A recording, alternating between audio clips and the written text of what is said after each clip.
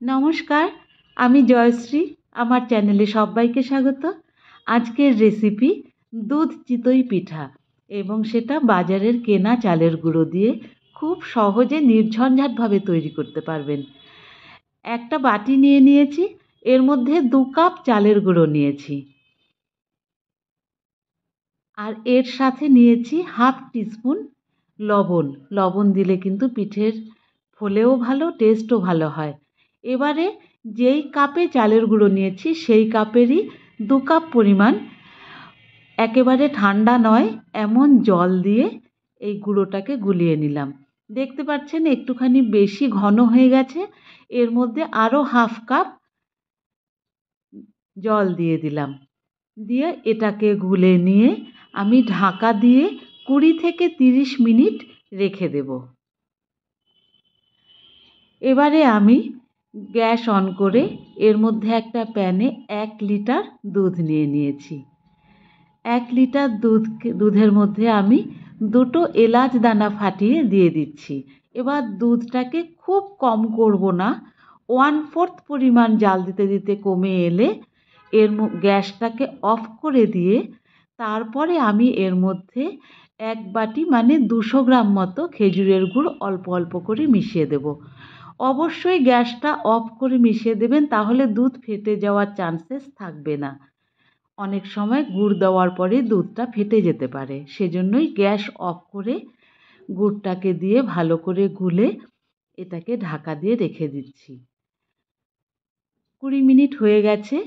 এবারে এই চালের গুঁড়োটা যে ভিজিয়ে রেখেছিলাম এটাকে একটু গুলে নিলাম, কিন্তু একটু দানা দানা রয়ে গেছে, যেহেতু কেনা চালের গুঁড়ো। আমি এটাকে ব্লেন্ডারে দিয়ে একটু স্মুথ করে নেব,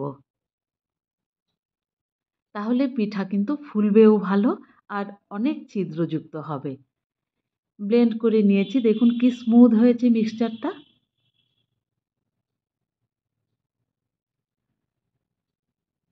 এবারে মনে হচ্ছে কিন্তু একটু ঘন আছে, সেজন্য আর একটু জল আমি এর মধ্যে দিয়ে দিচ্ছি। ঠিক এই রকম থিকনেসটা কিন্তু পিঠার জন্য পারফেক্ট। এবার একটা উপকরণ দিচ্ছি যেটা সম্পূর্ণ অপশনাল, কেউ দিলে দিতে পারেন, না দিলেও না দিতে পারেন, একটু বেকিং সোডা। বেকিং সোডা দিলে পরে, যেহেতু আমি মাটির পাত্রে করব না, সেজন্য খুব ভালো ফুলবে। বেকিং সোডা দিয়ে আর একটু ভালো করে গুলে নিয়ে একটা লোহার কড়াই আমি গ্যাসের উপর বসিয়ে ফুল ফ্লেম অন করে খুব ভালো করে গরম করব। আর তেল আর জল মেশানো একটা কাপড় দিয়ে ভালো করে মুছে নিয়ে 1 হাতা পরিমাণ করে দিয়ে দেব।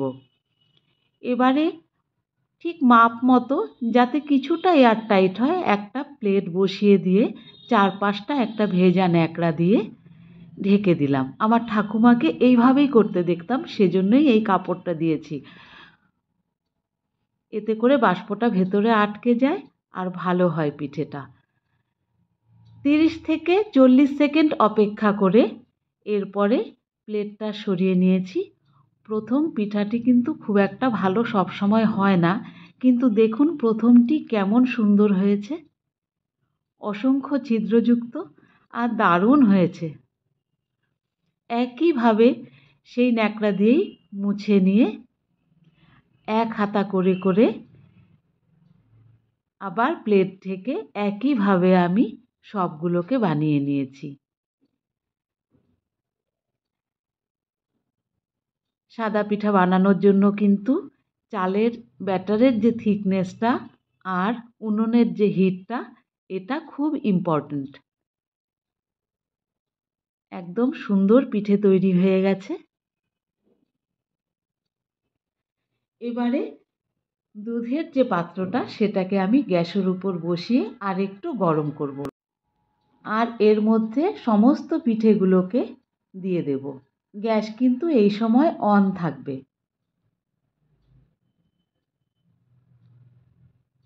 এবারে পিঠেগুলো দিয়ে দুধটাকে মিনিট 10 জাল দিতে হবে,